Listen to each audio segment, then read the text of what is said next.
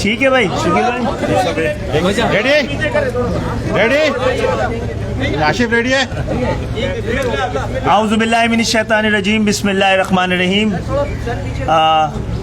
معزز صحافی حضرات، کیمرہ مین، السلام علیکم. آج ہماری عزت افزائی ہوئی ہے کہ جمعیت علماء اسلام کا وفد ان کے سربراہ مولانا فضل الرحمان کی قیادت میں ہمارے مرکزی دفتر میں آیا ہے حیدرآباد میں. ہم ان کا شکریہ ادا کرتے ہیں اور ان کو خوش آمدید ہم نے کہا، اور موجودہ حالات پر ان کے اور ہمارے درمیان بڑی ہم آہنگی پائی جاتی ہے. اسی حوالے سے یہ بہت بڑی بنیاد بنے ہیں مولانا صاحب کی شخصیت، جو ہم نے مذاکرات کا یہ تسلسل قائم رکھا ہے. اور میں مولانا صاحب سے درخواست کروں گا کہ آپ آج کراچی کی میڈیا سے بات کریں، پھر میں. بسم اللہ الرحمن الرحیم، نحمدہ ونصلی علی رسولہ الکریم. آپ جانتے ہیں کہ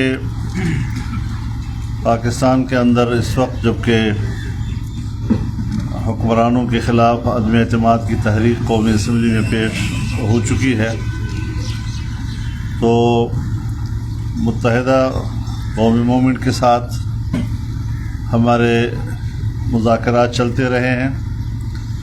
اسلام آباد میں بھی ملاقاتیں ہوئی ہیں، اور آج جب میں یہاں کراچی آیا تو میں نے ضروری سمجھا کہ میں ان کے مرکز میں حاضری دوں. گفتگو تو جیسے کہ خالد محمود صاحب نے خود ہی فرمایا کہ ہم آہنگی پائی جاتی ہے. میں کہتا ہوں ہم آہنگی نہیں، بھرپور ہم آہنگی پائی جا رہی ہے. اور میں یہاں سے مکمل طور پر مطمئن ہو کر جا رہا ہوں. یہ اور بات ہے کہ ایم کیو ایم کو شاید ایک آدھ دن فارمل اعلان کرنے میں لگ جائے، تو اتنا تو ہوتا ہی ہے. تو اس اعتبار سے انشاءاللہ العزیز عدم اعتماد کی تحریک کی کامیابی یقینی ہے، اور اس میں جو حکومت کے اتحادی اور حلیف جماعتیں ہیں سب کے ساتھ ہمارے رابطے ہیں، سب کے ساتھ ہماری گفتگو چل رہی ہے. اور دو میں سے ایک فیصلہ تو ہو چکا ہے کہ اب ان کے حلیف ان کے ساتھ نہیں رہے، اور ہمارے ساتھ فیصلہ کرنے میں شاید اس کا باقاعدہ اعلان کرنے میں کچھ وقت ایک آدھ دن اور لگ جائے. تو وہ مکمل طور پر تنہا ہو چکا ہے، اور آپ دیکھ رہے ہیں جس طرح کی وہ یا اس کی جماعت کے لوگ میڈیا کے اوپر جلسوں میں جو زبان استعمال کر رہے ہیں، یہ کسی شریف انسان کی زبان نہیں ہو سکتی. اور میں نہیں سمجھتا کہ اتنے بڑے منصب پر ایسے لوگوں کا ہونا. ہماری رائے بالکل صحیح تھی کہ یہ ان مناصب کی بے توقیری ہے. آج جب یہ لوگ کہتے ہیں امر بالمعروف، امر بالمعروف کا لفظ بولنا بھی ان کو نہیں آتا، اور پوری آیت تو سرے سے نہیں آتی کہ یہ کہاں لکھا ہوا ہے قرآن میں اور کون سی آیت میں ہے، آیت کیسے پڑھی جائے گی. تعجب مجھے اس بات پر ہے کہ جو سر تاپا منکر ہے وہ اپنے آپ کو معروف کہہ رہا ہے. سر تاپا منکرات سے بھرے ہوئے اور اپنے آپ کو معروف کہہ رہے ہیں. شرم تم کو مگر نہیں آتی. اور ان کے حلیفوں سے میں ضرور اپیل کروں گا کہ منکرات کا ساتھ دینے کے نتیجے میں اب اس کی تلافی کرنا آپ پر واجب ہو چکا ہے. تو انشاءاللہ العزیز یہ تلافی ہوگی اور قوم کو اس سے نجات دلانا مقصود ہے. اچھا مولانا صاحب یہ بتا دیں جناب جی ایک منٹ جناب، آپ نے مولانا صاحب کی رائے بھی سن لی ہے.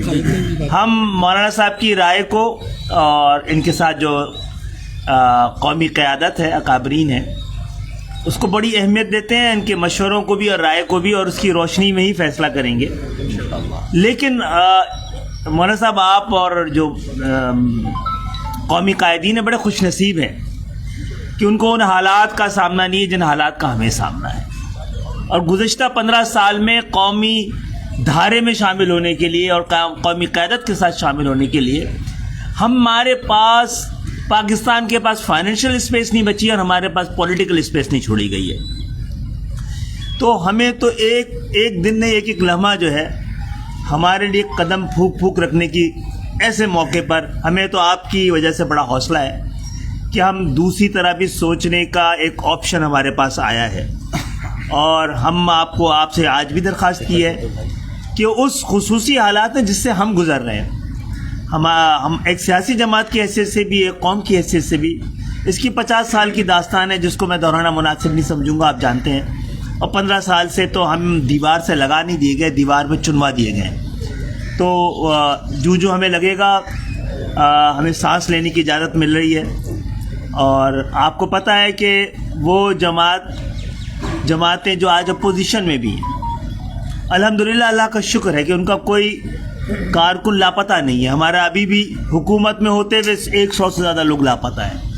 آپ میں سے اللہ کا شکر ہے، اور اللہ کا شکر ہے ایسے ہی رہے پاکستان میں. آپ کی کسی کے دفاتر بند نہیں ہیں، منہدم نہیں کیے گئے، ہمارے ہیں. اس حکومت سے ہمیں یہ تھا کہ کم سے کم وہ ہمیں حکومت میں رہنے کا جواز تو رہنے دیتی.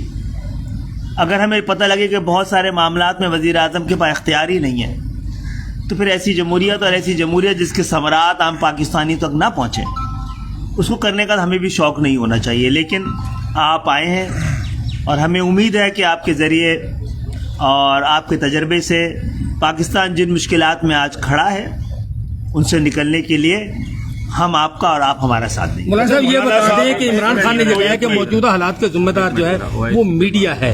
آپ کیا سمجھتے ہیں کہ میڈیا ہے موجودہ حالات کا ذمہ دار جو اس وقت حکومت کے ساتھ جو حالات چل رہے ہیں؟ مولانا صاحب اس ٹائم OIC چل رہی ہے اسلام آباد میں، ہم ایسا کون سا تیر مار لیں گے OIC میں آپ کی نظر میں؟ کشمیر پہ کیا مکمل قرارداد کوئی پاس کروا سکیں گے؟ اپنے موقف کو بتلا سکیں گے آج OIC کے اندر بھی؟ موجودہ حالات دیکھیے، ایک ان کی سوچ ہو سکتی ہے. اگر OIC کا اجلاس اسلام آباد میں رکھا گیا ہے تو اس اجلاس کے تاریخ کے تعین سے پہلے حزب اختلاف 23 مارچ کو اسلام آباد میں مہنگائی مارچ کا اعلان کر چکی تھی. کیوں پوری دنیا کو اور اسلامی دنیا کو اس امتحان میں ڈالا گیا کہ ایک طرف پوری قوم اسلام آباد کی طرف مارچ کر رہی ہے، دوسری طرف اس کے خلاف عدم اعتماد آ چکی ہے. یعنی اب وہ قوم کا نمائندہ نہیں ہے، اور ان حالات میں وہ پوری قوم کو، لانگ مارچ کو، عدم اعتماد کی تحریک کو باہر کے مہمانوں کے ذریعے کاؤنٹر کرنے کی کوشش کر رہے ہیں. ایسے وقت میں بھی ہم مہمانوں کو خوش آمدید کہتے ہیں. مہمان کا احترام ہم پر لازم ہے. ہم انہیں حکومت کا مہمان نہیں، قوم کا مہمان اور پاکستان کا مہمان سمجھتے ہیں. اور اسی وجہ سے ہم نے 23 مارچ کے بجائے 25 مارچ کی شام کو مارچ کے قافلے اسلام آباد میں داخل ہونے کی ہدایت دی. انشاءاللہ العزیز پورا ملک آئے گا. دیکھنا یہ ہے کہ پاکستان کا کون سا وہ بدبخت شہری ہے کہ جو عمران خان کے ساتھ کھڑا ہوگا اور اس بات کا ثبوت دے گا کہ میں اس ملک کی تباہی میں عمران خان کا ساتھ دے رہا ہوں. یہ کون بدبخت ہوگا اور کیسے ممکن ہوگا یہ کہ آج اس حالات میں جب کہ ملک ڈوب چکا ہے، پاکستان کی اکانومی یہاں تک کہ ہمارا مرکزی بینک پاکستان کے اختیار سے نکل چکا ہے، ہمارے سالانہ بجٹ کا تخمینہ 0 سے نیچے جا چکا ہے، ہمارا روپیہ ڈالر کے مقابلے میں 185 کو کراس کر رہا ہے. مہنگائی چاہے وہ راشن کی صورت میں ہو، چاہے تیل کی صورت میں ہو، بجلی کی صورت میں ہو، چاہے دوائی کی صورت میں ہو، عام آدمی کی پہنچ سے باہر ہو گئی ہے. اور ان حالات میں بھی وہ जलसों में खड़ा होता है, मैं कहता हूँ ये बड़ी जुर्रतमंद मुर्गी है कि जो अपना चोंच गंद में मारती है और गंद को चुकती है और फिर अपनी चोंच को ऊंचा भी रखती है।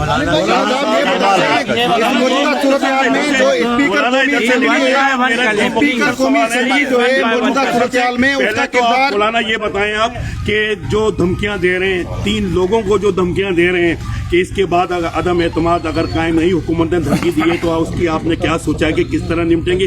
दूसरा ये है कि जब वजीर आजम जाएंगे तो सोच ये आ रही है कि वो जब खुद नहीं खेलेंगे वो किसी को खेलने नहीं देंगे, सिस्टम डीरेल की तरफ ना चला जाए, तो इस हवाले से आप क्या सोच रहे हैं? इसी के साथ एक सवाल है कि तहरीक इंसाफ के अरकान सिंध असेंबली ये भी ऐलान कर रहे हैं कि अंसारुल इस्लाम के मुकाबले में वो अपनी एक फोर्स तैयार करेंगे और अपने अरकान को तहफ़्फ़ुज़ फराहम करेंगे, क्या कहेंगे? हज़रत बात यह है कि हर पार्टी वो अगर एक रज़ाकारों की तंजीम रखना चाहती है तो रखे, और हैं इन्होंने जो टाइगर फोर्स बनाई हुई है उसके मुकाबले में हमारे तो खादिम हैं।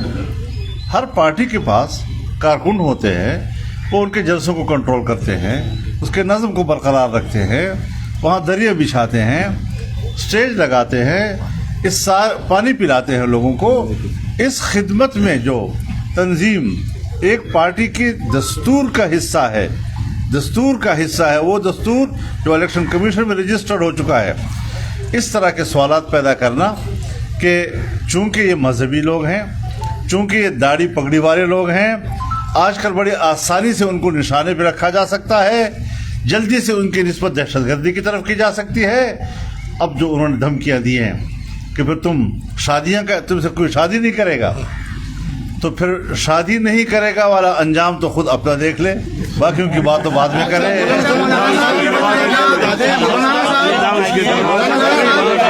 अभी आप मुझे बताएं,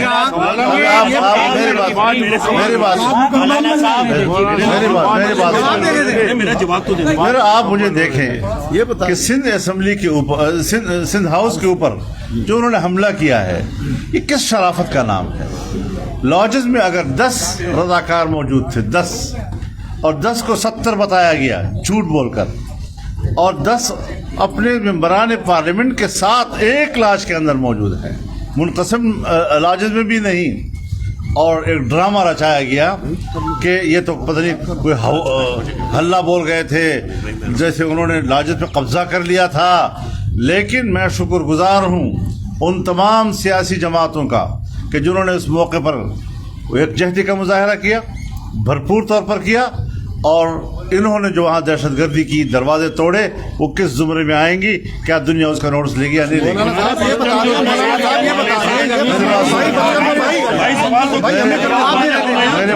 ये बता दें कि MQM समेत जो हुकूमत के इत्तेहादी हैं वो फैसला करने में देर क्यों लगा रहे हैं? कहीं ये आपके साथ डबल गेम तो नहीं खेल रहे? ये मुझे बता दें। और इसके साथ साथ स्पीकर कौमी असेंबली का क्या किरदार है? क्योंकि कहा जा रहा है कि वो 25 को इजलास बुलाएगा और कुछ भी नहीं करेगा, वो आए बाएं चाहे हो जाएगा। इसमें ऐड ये कर लें कि पीपल्स पार्टी ने जो मुतालबात माने हैं पाकिस्तान के, तो आप गारंटी लेंगे जरदारी साहब उन पर अमल दरामद करवाएंगे? देखिए बात यह है कि कुछ चीज़ें एतमाद के तौर पर की जाती हैं। 14 साल में तो इख्तलाफ रहा, 14 साल में शिकायतों का तबादला रहा, लेकिन हालात बदलते हैं, और बदलते हुए हालात कुछ नई तालीमात देती, नई राहें देती हैं। आज जब दोनों जमातों के दरमियान राब्ता हो चुका है, उनकी टीमें एक दूसरे के साथ बैठी हुई हैं, और पीपल्स पार्टी ने ये इशारा दे दिया है कि हम उनके मुतालबात तस्लीम करने को तैयार हैं, और बल्दियात के नए तरमीमी बिल में हम उनके मुतालबात को समोने के लिए तैयार हैं। तो इसके बाद तो मेरे ख्याल में बहस खत्म होनी चाहिए। हाँ जी, आप भरोसा करते हैं? जाहिर है भरोसे की दुनिया चलती है। अगर भरोसा ना हो तो मैं यहाँ खड़ा ना हो सकता। आप ये बताइए, मिसाक़ जमहूरियत में नवाज शरीफ साहब ने पीपल्स पार्टी का साथ नहीं दिया, बहुत सारे मामला हुए। आप इस बात की गारंटी ऐसी क्या देने आए मुत्तहिदा कौमी मूवमेंट को कि जो है वो यहाँ पर उस पर अमल होगा? आप इनको जमानत दे रहे हैं क्योंकि बहुत पक्के जमानती बने आप इस टाइम पर। ये फरमा दीजिए ہماری سیاست جو ہے وہ ضمانتوں کی سیاست نہیں ہے، اعتماد کی سیاست ہے، زبان کے اعتماد کی سیاست ہے. بہت شکریہ جی، بہت شکریہ.